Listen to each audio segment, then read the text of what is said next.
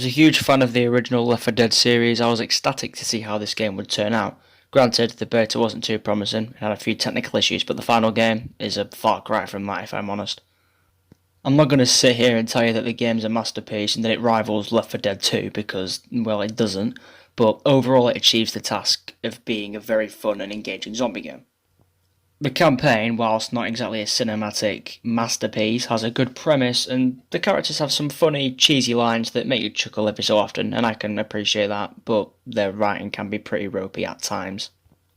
One underrated element that this game has, in my opinion, is Fort Hope. I think it's a very good hub that has a great firing range where you can test out any weapon with any attachment.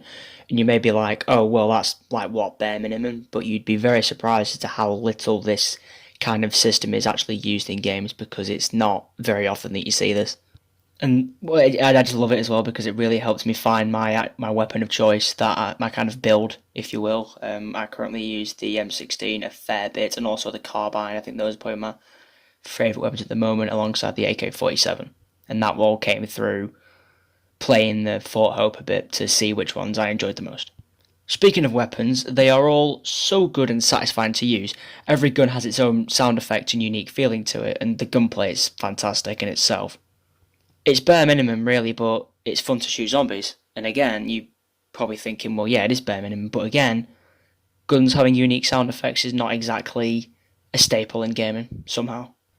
Deck building may sound tedious when you look into it and you maybe just I just want to shoot zombies. But honestly, I think it's a great addition, and you really need to use it because, it helps you forge your own identity and playstyle.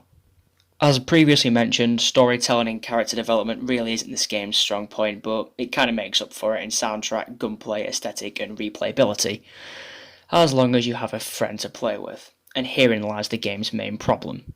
If you are playing solo, then you probably will not find as much enjoyment that you would if you're playing with a friend or two. I experimented this by playing on my own first, and then with a friend, and then with another one, and sure enough, it was 10 times better with, the more friends you have. If the game itself was marketed as a co-op focused game, this wouldn't be too bad, but it kind of wasn't. And that's another problem this game has, in my opinion, was the marketing. It it really came at you like, this is the next best thing, this is going to be Left 4 Dead 3 in many cases. But I don't think the games are similar, in my opinion. I think they are quite different to each other. And that's why many people were disappointed by this, because the hope and expectations were so high that it was doomed to fail, in my opinion. But if you look at it in its own game, its own standalone game, I think it is very good. Just going back to the deck system, the card system itself is really in-depth, and it's something that it does get really correct, in my opinion. If you don't want to mess about with it, you just want to shoot zombies, you've got a starter deck, and if you do look at it as a whole, I think it does really help you out in-game, and it's something that needs attention paid to it if you want to succeed, really. I also think enemy variety is a big, strong point of this game. You've got your normal zombies, and then you've got your special ones, like your tall boys, your stingers, stalkers, exploders, wretch, crushers. The game is really in-depth when you look at it, and I think... would I say it rivals the original Left 4 Dead games? No, like I said, I don't think it is. But again, if you look at it from its own standalone thing, then I think it's promising, for now anyway. Whilst the game can seem a bit easy at times, considering the zombies are usually one-shots unless you play on the higher difficulty, it does make up for it in, the variety of the special ones, which I think is a good thing. So enough about the campaign, let's move on to the Swarm game mode, which is basically a 4v4. You've got your 4 survivors and then your 4 ridden. And how is it? I'd say it's extremely fun, actually. I wasn't expecting it to be much, but it is fun. Again, when I played it with a friend, it was a hell of a lot of fun, but what can you do? However, I do think it can be a bit unbalanced at times, especially when you've got things like crushers, which can literally just grab a survivor and just squeeze them like a lemon, and there's absolutely nothing a survivor can do about it. That, to me, is a bit of an issue.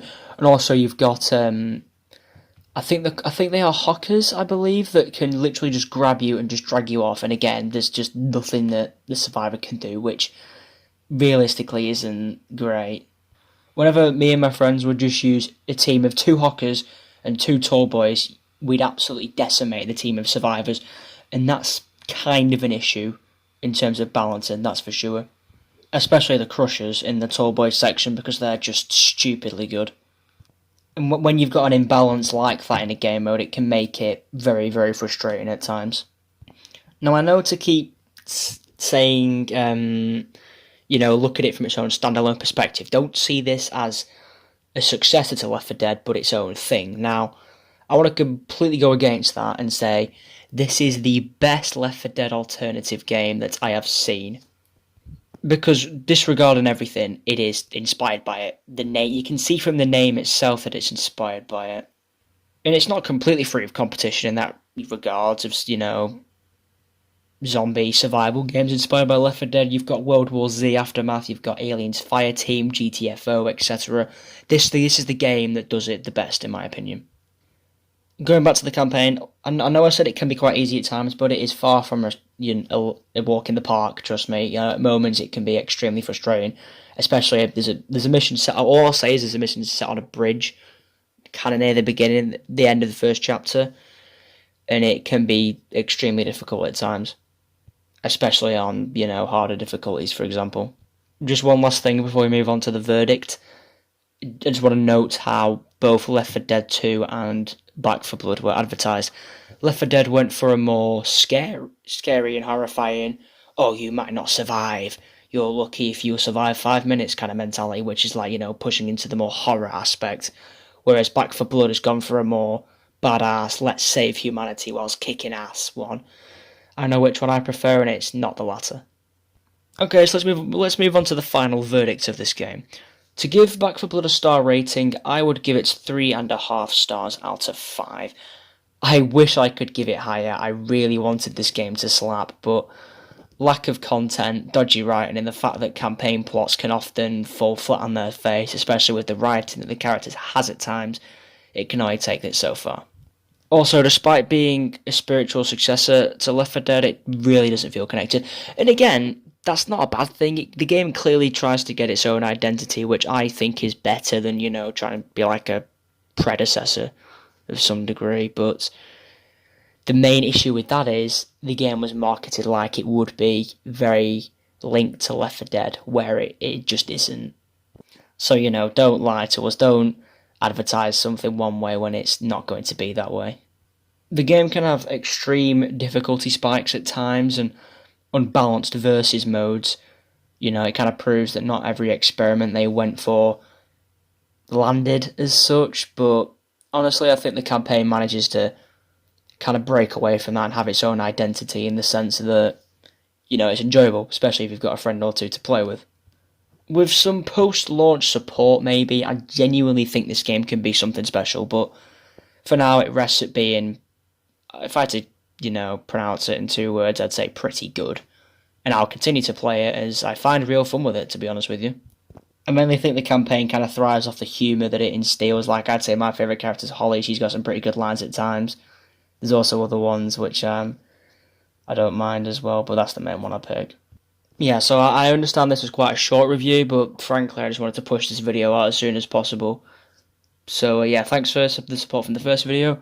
And that's about all I've got to say for now. Goodbye.